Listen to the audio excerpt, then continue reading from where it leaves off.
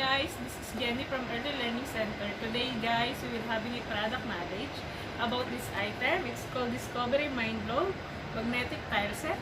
Let's start guys! Today guys, I'm going to show you one of our fascinating item.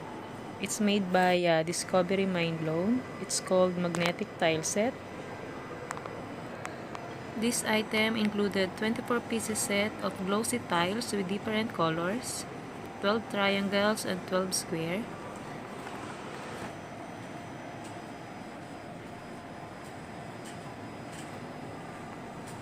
They can make anything they want. They can follow with the instruction inside, or they can make anything what they want to do.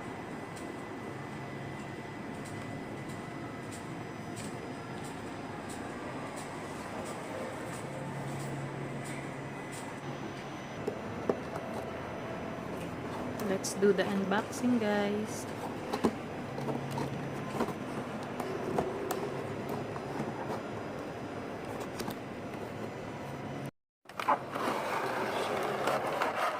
Let me show you guys what it's inside. Here we go.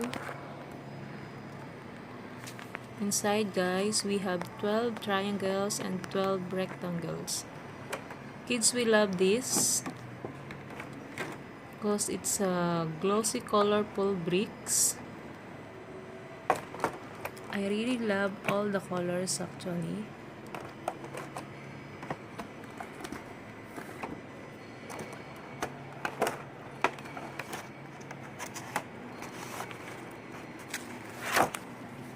Inside guys, we have manual here.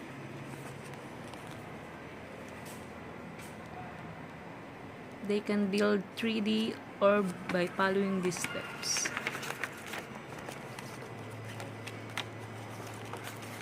Here's another design that they can make. They can make igloo. And they can make anything that what they want.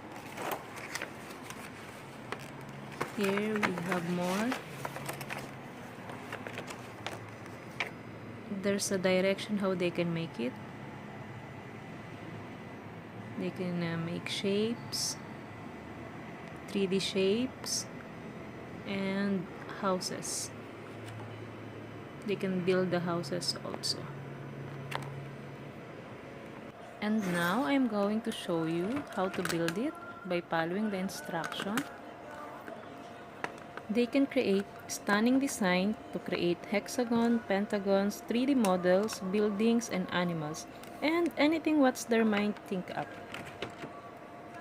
And now I'm going to put the triangles up.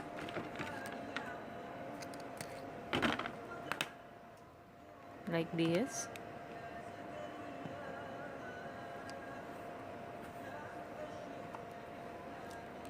And another side.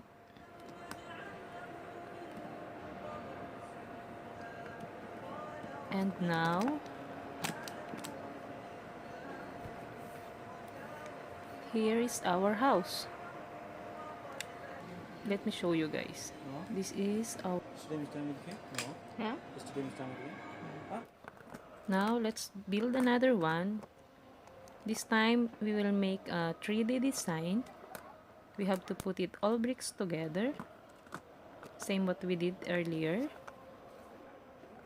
Actually guys, children can use their imagination to practice fine motor skills while building this, and they can learn about colors, number, and shapes. This toy is included with magnetic force with durable design. Child can learn also problem solving while making this all together.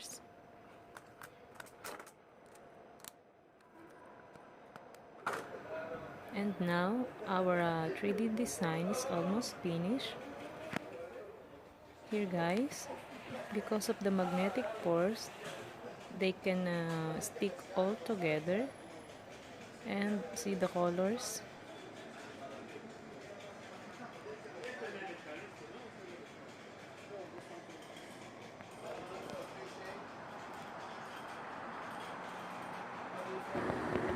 They can build fish as well, like this. Just put all the bricks all together. Here is the fish. I made igloo also.